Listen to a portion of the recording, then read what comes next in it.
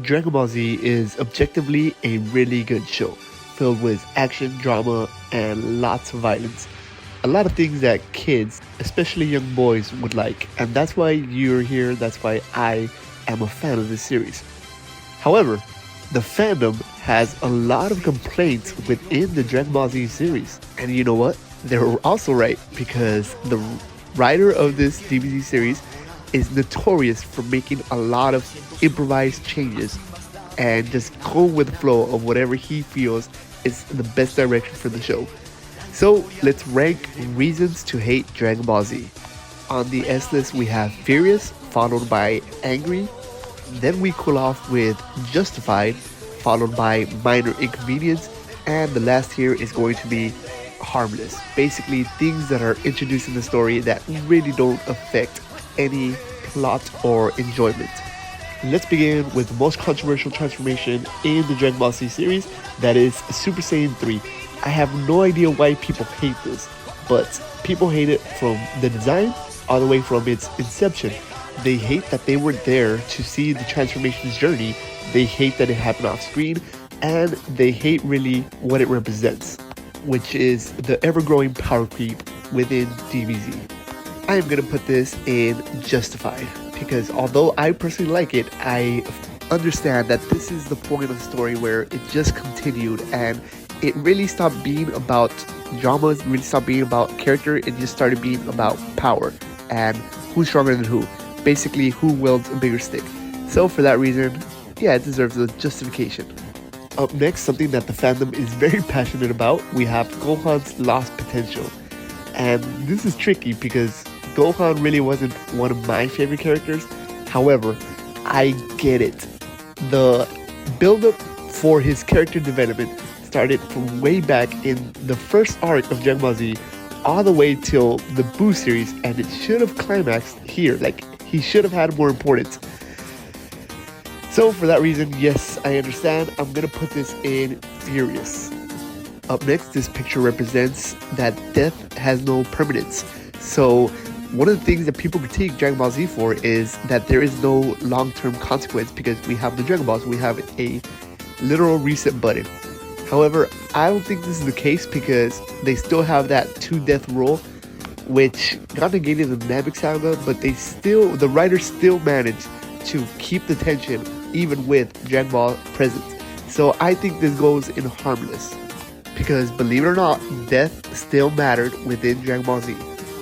Something to follow along that tier list, we have Bardock the Scientist. This was just like the Over 9000. It is a translation error and it is something that doesn't affect the plot whatsoever. It's something that you just hear it and you're like, what the flip? But it really is harmless because at the end of the day, Bardock is not even relevant to the main story of Dragon Ball Z. Now, here is a valid point that the fandom has that everybody complains about, and that is the fact that Dragon Ball Z always benches its characters for Goku. And yeah, I get it, but at the end of the day, this is a story about Saiyan progression, and humans really can't compete with that. But at the end of the day, I understand a good writer should incorporate all its characters in an elegant way, and Dragon Ball Z is notorious for just sidelining them bad. So I'm gonna put this in Angry tier list. Next is the introduction of Supreme Kai, or the god hierarchy, the afterlife, all of that is a mess in Dragon Ball Z because we have King Kai, then we have the Grand Kai, then we have the Supreme Kai, and it's like, why so many bosses? You know what I mean? And all these bosses have no idea how to govern any of their planets because none of them know what's going on.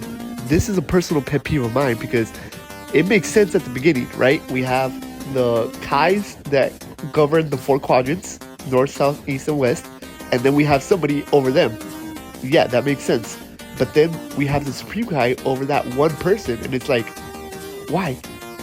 How? How is four Supreme Kais in charge of one Grand Kai that's in charge of four other lower Kais? It's just a mess. I personally would rate this in Angry, however, the structure is still intact, there's still a clear hierarchy, the story did not get impacted, so I'm gonna put it in Minor Inconvenience. To follow along with this lack of structure, lack of writing, follow along with this whole things just go on as they go on. There's no really future planning. It's just all improvised. We have the Boo Saga. And yeah, it is the weakest saga in terms of structure. However, it is still fun. And it has one of the best technique elements to it. It has Majin, it has Super Saiyan 3, it has fusions. However, none of those really do matter because at the end of the day, Goku just saves the day. However, it was a fun ride and it justifies its existence by being entertaining. So I'm gonna put this in minor inconvenience. This next one is unanimously hated by everybody, and that is censorship. Dragon Ball Z was built on this idea of power fantasy, this whole pursuit of power, and yet they censored all of that. Why? That is the point of the show. So I'm gonna put this in furious. Our next category is how Goku never really kills anybody, or at least he spares all his enemies. He spared Vegeta, he spared Frieza. He really didn't kill Majin Buu because that was everybody collectively. So yeah, that's kind of weird, but it doesn't really impact the story or break his character. So I'm gonna put this at minor inconvenience. Now we have a juicy one, something that is very split within the fandom. We have the Dragon Ball Z movies, how they're not canon. They're an alternate timeline, I think is the actual quote from these people. That's frustrating because these movies, some of them are so peak, man. I mean, Dragon Ball Z Broly, it's entertaining. I mean, the character is kind of dumb, but the movie is super fun. Fusion Reborn, that's peak. Wrath of the Dragon, that's like one of Goku's best techniques, one of the best looking movies. And you're telling me none of that mattered to the Dragon Ball Z main story? I understand both camps because on one side, yeah, these movies are fun. These movies should belong in the main story. And on the other side, it's like, there's no way we're making these movies fit within the canonical timeline because they just don't work that way. The picture that I have right now is Gohan, Goten, and Goku both firing a Kamehameha at Broly, and yet Gohan should be in the other world. Goku should be with him, and Goten should be dead. So yeah, none of these movies make sense in terms of official canonical narrative.